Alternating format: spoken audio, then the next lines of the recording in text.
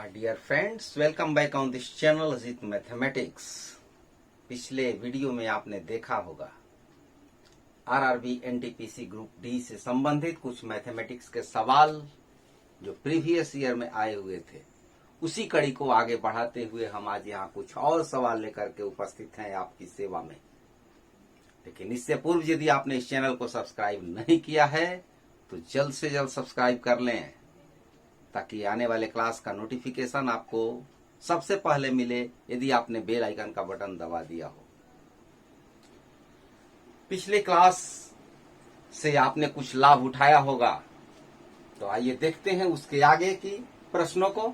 और यहाँ पहला प्रश्न हम लिए हैं, उसके बाद 15 सवाल पिछले वीडियो में बनाए गए थे। 16वां सवाल है, यदि PQ = 6, QR 8 तथा PQR = 90 degree, then find the value of PR। यहां पर ये PQR एक ट्रायंगल है, एक त्रिभुज है PQR, जिसमें PQ का मान 6 और Q 90 डिग्री, QR का मान 8 है। PR निकालना है। बहुत ही आसान, लंब स्क्वायर, आधार स्क्वायर, कर्ण स्क्वायर, इसके बारे में आपको पता होगा। PR = 6 स्क्वायर प्लस 8 स्क्वायर, और इसको हल करने पर आपको मिलेगा 10। वैसे आपको सीधे याद रखना है 6, 6, 8 and 10। यदि आप ट्रिपल के बारे में जानकारी लेना चाहते हैं तो त्रिकोणमिति के प्लेलिस्ट में जाइए और ट्रिपल से संबंधित वीडियो देख लीजिए, सब कुछ क्लियर हो जाएगा। सबसे छोटा ट्रिपल होता है 3, 4, 5, और 3, 4, 5 में यदि हम 2 से मल्टीप्लीकेशन कर दे, गुणा कर दे, तो यह हो जाएगा 6, 8, 10। ये लंब या आधार, इन दोनों में से कोई लंब या आधार हो सकता है, और ये कर्ण का मान होगा, जो कि यहाँ पर PR की वैल्यू है, तो PR का मान कर्ण 10 आएगा।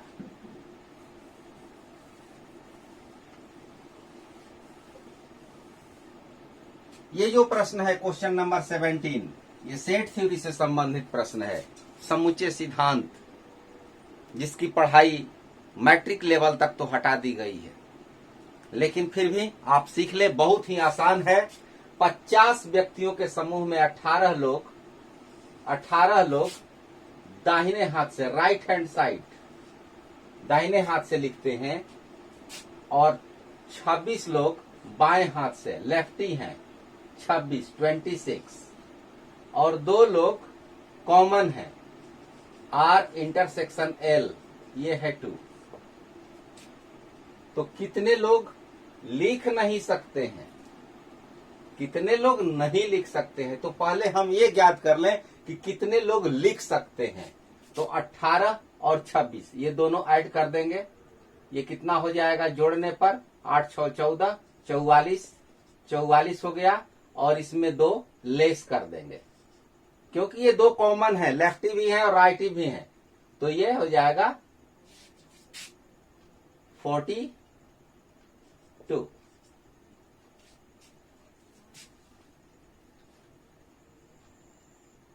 ये 42 हो गया। इतने लोग जो हैं वो लिख सकते हैं। कितने लोग नहीं लिख सकते हैं? तो 50 में इसको लेस कर दे, 8, 50 - 42, और ये 8% जो है वो नहीं लिख सकते हैं, लिखने में उनको परेशानी है। इसका फॉर्मूला आप सेट थ्योरी से इस तरह से होता है, NA union B = NA + NB - NA * B। यहां पर हम A को मान ले राइट, तो हो जाएगा NR union L, lefty L, NR + NL - NR∩L। ये वैल्यू जो दी गई है, इन सभी वैल्यू को यहां पर पुट रखेंगे,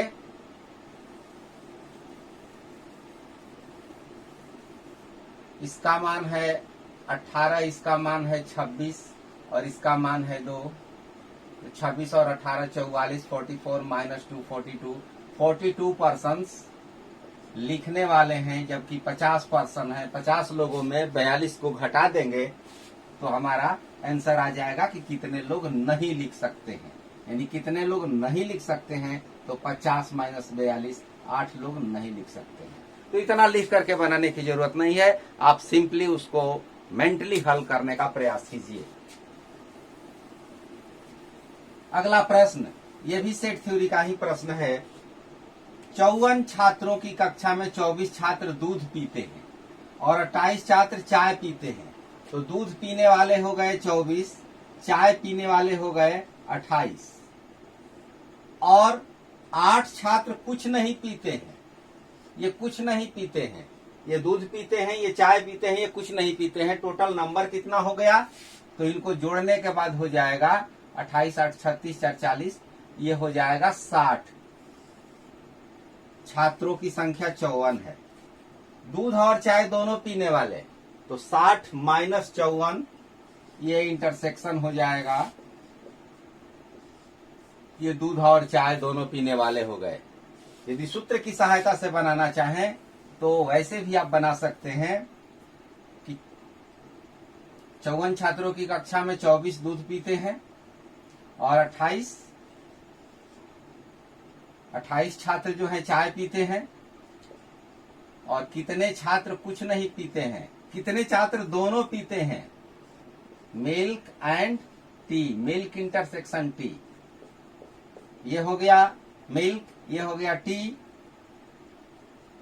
और 54 छात्रों में 8 कुछ नहीं पीते हैं, तो 54 माइनस 8, 54 में 8 घटाने पर ये होगा 46।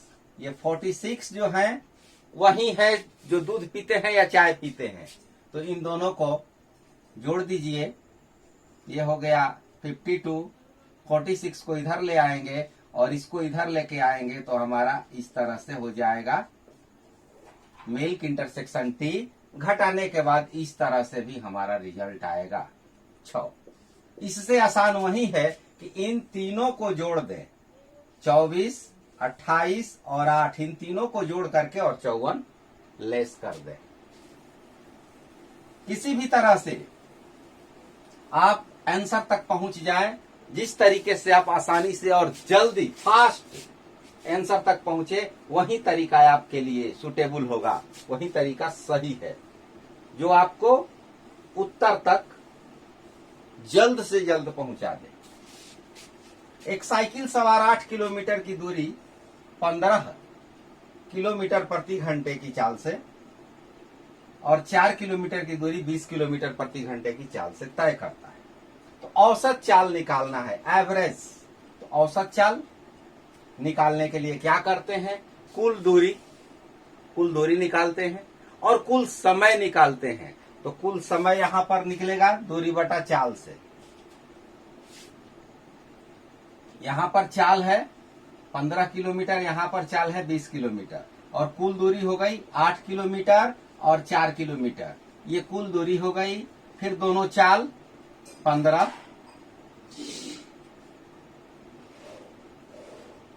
किलोमीटर और 20 किलोमीटर, ये हो गया चाल। अब देखिए 15 किलोमीटर की चाल से वो 8 किलोमीटर की दूरी तय करता है और 20 किलोमीटर की चाल से वो 4 किलोमीटर की दूरी तय करता है। अपॉन इनका क्रॉस मल्टीप्लीकेशन कर दीजिए, 15 चौका 60 और 20 में 8 से गुणा कीजिए 160। 12 गुणा 15 गुणा 20 और नीचे हो गया 220, 180 और इसको आप भाग दे दीजिए 16.36 किलोमीटर पर आवर। इजली इस प्रश्न को हल किया जा सकता है, ये शॉर्ट फॉर्मूला है। अगला प्रश्न, कमर्शियल मैथमेटिक्स। जैक एक पोशाक 1440 रुपए में बेच करके 20% का लाभ कमाता है।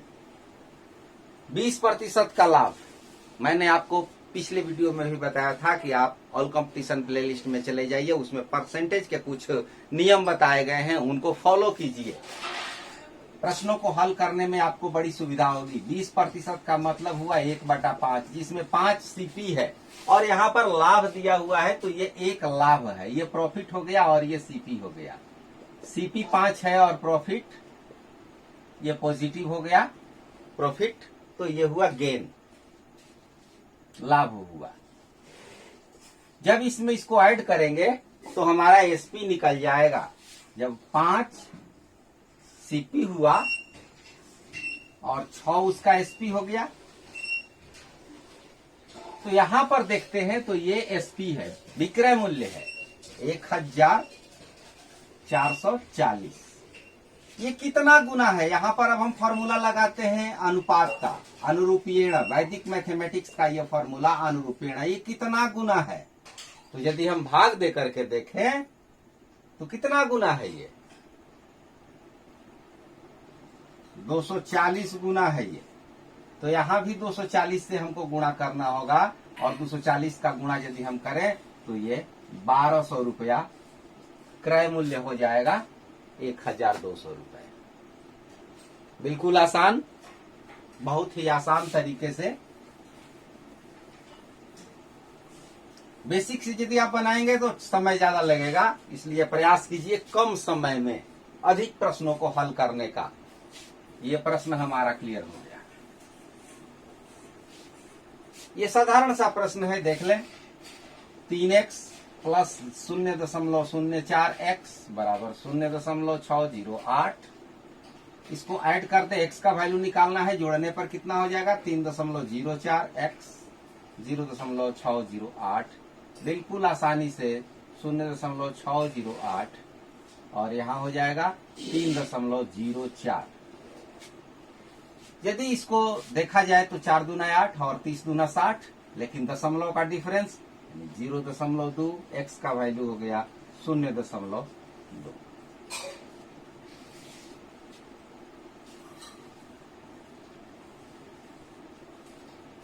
X square plus y square, x square plus y square बराबर 25 दिया हुआ है और साथ में y बराबर 2x दिया हुआ है। तो x square plus y square बराबर 25, तो x square plus y square यदि स्क्वायर रूट ले तो 25 का स्क्वायर रूट ले लें तो 5 हो जाएगा और y का वैल्यू 2x है। तो y का वैल्यू 2x है तो y स्क्वायर का वैल्यू कितना हो जाएगा, 2x का होल स्क्वायर मानी 4x square, 5x square, x square is equal to 1, x is equal to 1। यदि आपके विकल्प में 1 और -1 दिया हो तो इसको चूज करना होगा, क्योंकि स्क्वायर रूट लेने के बाद पॉजिटिव नेगेटिव दोनों वैल्यूज आते हैं। अब रह गई बात वो विकल्प क्या दिया हुआ है। हमने यहाँ विकल्पों को नहीं लिखा है ताकि आप सीधे प्रश्न को हल करना सीखें। प्रश्न हल करने के बाद आप विकल्प से भी प्रश्न का उत्तर तैयार कर सकते हैं।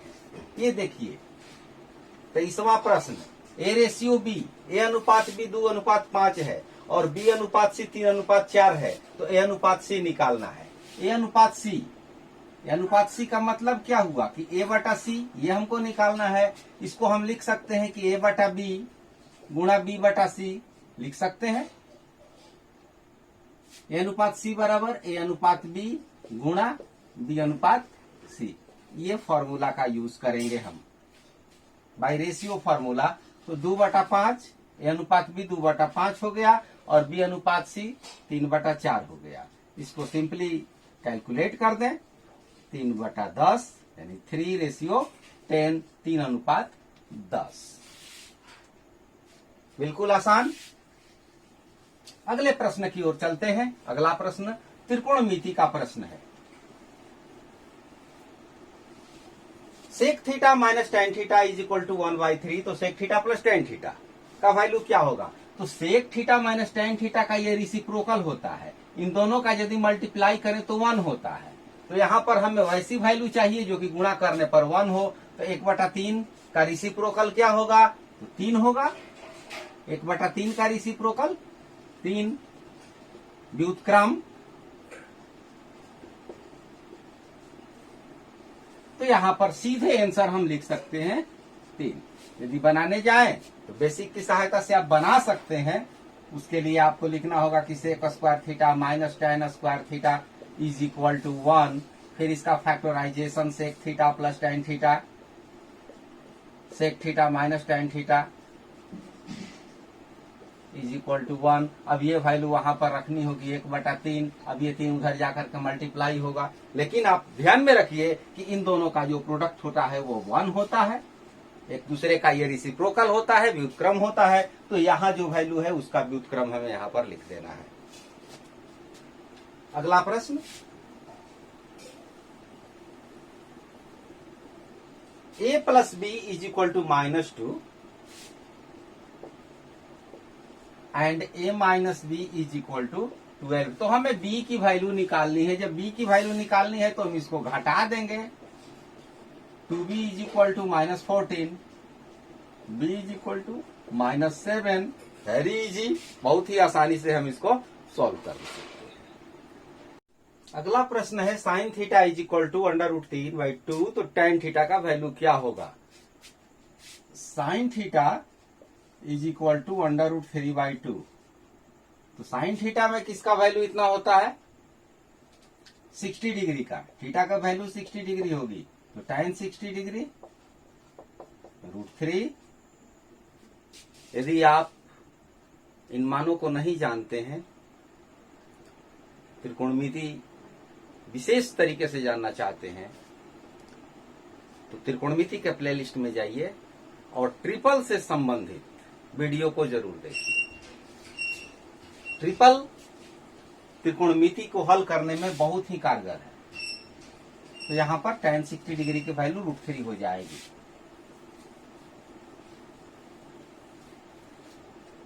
अगला प्रश्न है कि 10 पुरुष 8 दिन में एक काम को करते हैं। 10 पुरुष 8 दिन में एक काम को करते हैं, तो 15 पुरुष कितने दिनों में करेंगे? ये जो है रेसिप्रोकल का सवाल होता है, व्युत्क्रम का सवाल है, इनवर्स वेरिएशन है। तो इनवर्स वेरिएशन में ऐसे हो जाता है, cross multiplication x is equal to 8 into 15। 15 में 8 से गुणा किया 120 और 10 से भाग दे दिया, यानी 12 दिन।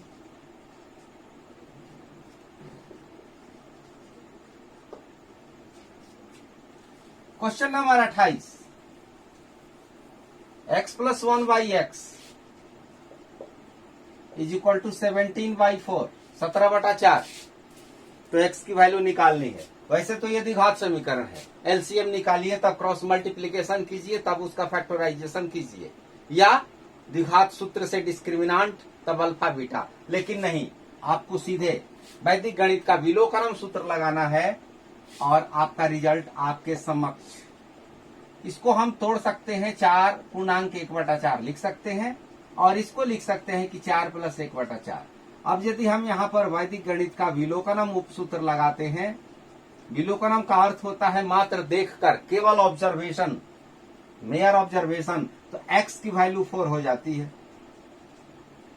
और यदि इसको उलट करके भाई कम्यूटेटिव ला हम यदि ऐसे लिख दें तो x की वैल्यू 1/4 भी हो जाती है।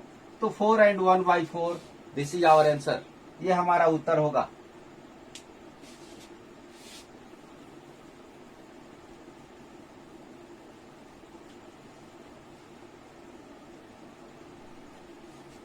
पांच x और 8x, 5x और 8x, इनका HCF दिया हुआ है 9 और LCM 360।